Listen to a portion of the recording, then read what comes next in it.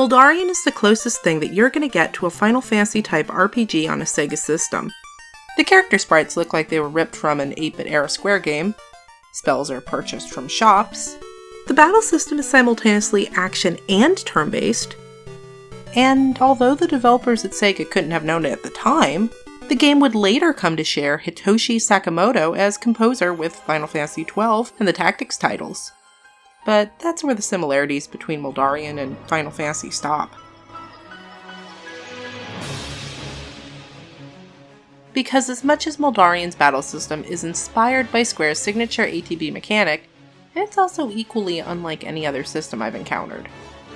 Each turn, an active character steps towards the enemy. The player then has a very short window in which to input a command.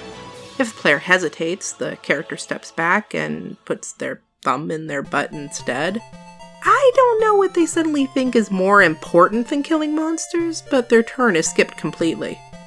On my first attempt to play the game, before reading the on-cart instruction manual, my idiot heroes were slowly nibbled to death as I desperately mashed buttons. And just to add insult to their injured and slightly gnawed-upon corpses, death equals game over. So save frequently, lest you get distracted by a nearby movie and glance back to your game screen to discover your party dead. On a side note, I don't recommend trying to grind while watching Alien Covenant.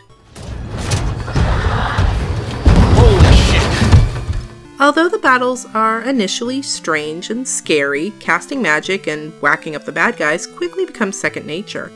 You choose actions from your arsenal of controller buttons. Back to defend, forward to attack, button 1 controls magic, and button 2 your items. Once your initial input is entered, time pauses so that you may leisurely scroll through your targets or select your spells or items or whatnot. Again, with the D-pad. I find that Final Fantasy puts too much pressure on the player to make immediate menu selections, which ultimately deters from making wise strategic maneuvers. This is a nice compromise. There's still that, oh god, I'd better react, anxiety rush, but the game doesn't sacrifice cognitive engagement to achieve it. And speaking of tactical planning, I really appreciated the magic system.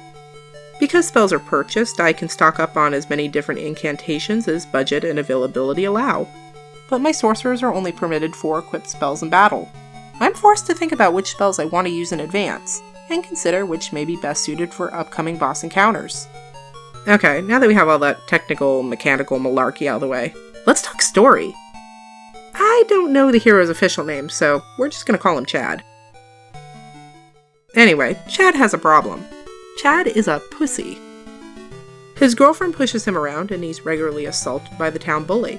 Worse yet, Chad lives in a small town where his pussification is common knowledge, and neighbors won't stop comparing Pussy Chad to his amazing hero father.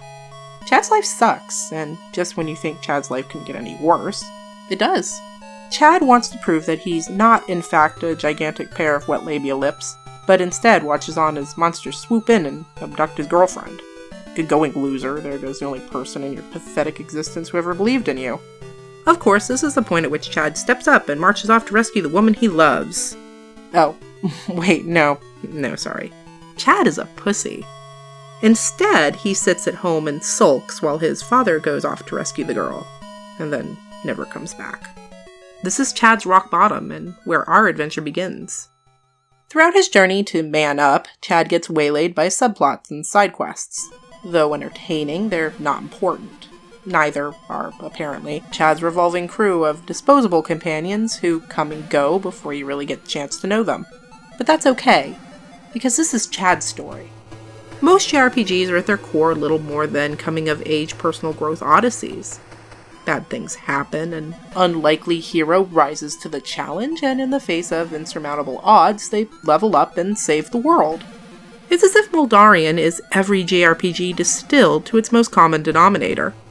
In other words, stop being a pussy, Chad. There's not really much else I can say about Moldorian. I did like the game, the combat was an intriguing twist on the usual JRPG battle conventions, and I found that in lieu of actual character development or personality, that the detailed character portraits went a long way in endearing me to the supporting cast. I also appreciated how the story was able to immediately capture my interest. I was legitimately curious as to why the hero's girlfriend had been abducted and where his father had buggered off to. And the more the story unraveled, the more questions I had. In the end, I was satisfied by most of the answers the game provided. I still don't see how two babies born from different parents could be twins just because they share a birthday, but whatever. Sega didn't write The Prince and the Pauper, he just borrowed from it.